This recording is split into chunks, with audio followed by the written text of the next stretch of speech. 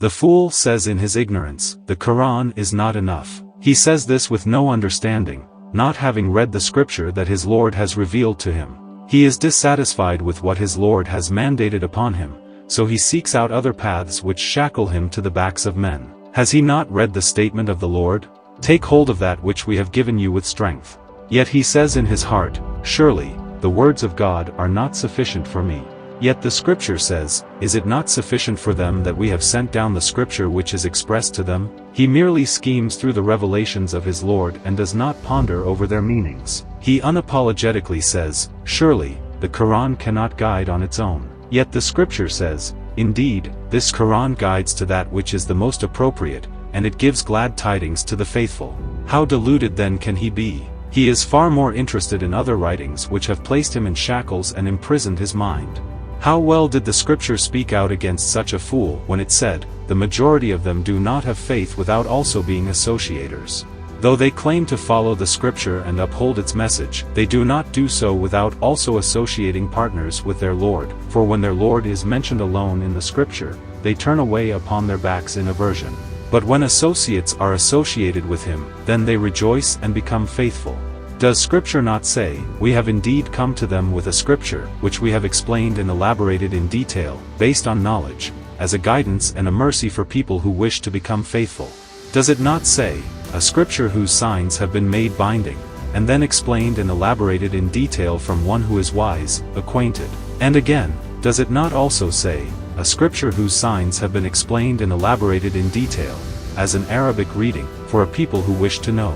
Is the one whom he pretends to follow not commanded to say, say thou, O messenger, should I then seek other than God as a judge when he is the one who has sent down the scripture to you, fully explained and elaborated in detail? Yet the fool says, the Quran is in need of an interpretation outside of itself. Has he not read the statement, they do not come to thee, O messenger, with an example or an argument, except that we bring thee the truth and the best interpretation? The Quran is in no need of an interpreter outside of itself, as the Lord has interpreted everything therein, which the fool needs to gain insight. Yet the fool is displeased with what his Lord has sent down to him, so he pursues that concerning which the Lord did not send down any authority. How dreadful indeed is the predicament of the fool! Why does he assign himself a seat in the fires of hell, especially when the Lord has provided for him a way on how to save himself from the dark pit of the abyss? He questions the simplicity of the Lord's revelation, and he says, this cannot be all that my Lord has required of me. Has he not read in the scripture, God has not placed in the Deen any difficulty? Or where it says, God does not intend to place any difficulty upon you? Why then is the fool unappreciative of the simplicity of the Lord? He makes things complicated upon himself, and he twists the scripture with his tongue, in all attempts to inconvenience things upon himself, even when the Lord has said, do not ask about things which, if they were disclosed to you, they would cause you distress. Why then does the fool not take a lesson from the wisdom of the Lord, and not ask about things which the Lord has not sent down any authority?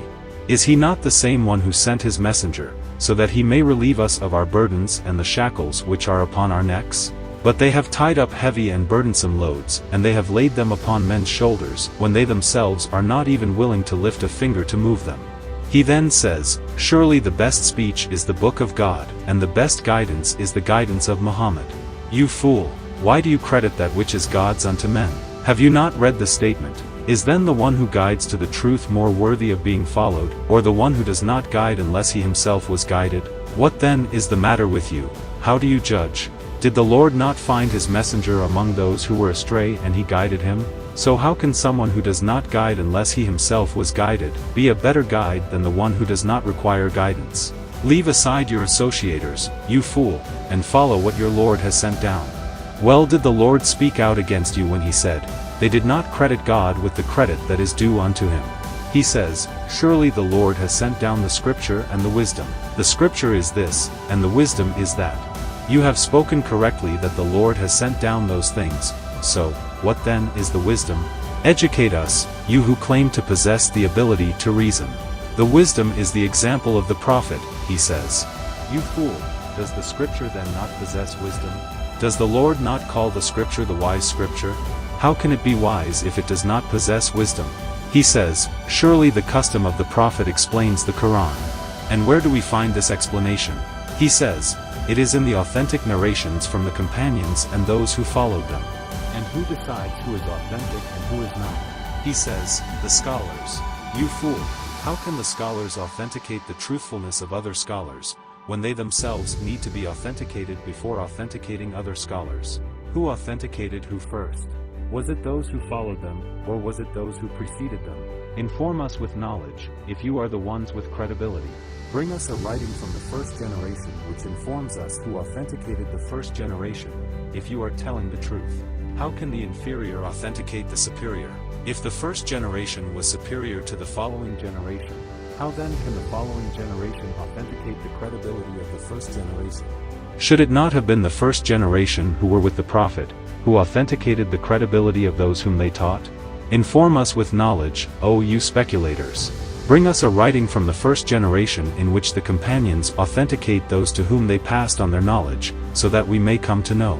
It is nothing but a lie which you and your forefathers have fabricated against God, and indeed, none does more wrong than the one who fabricates a lie against God.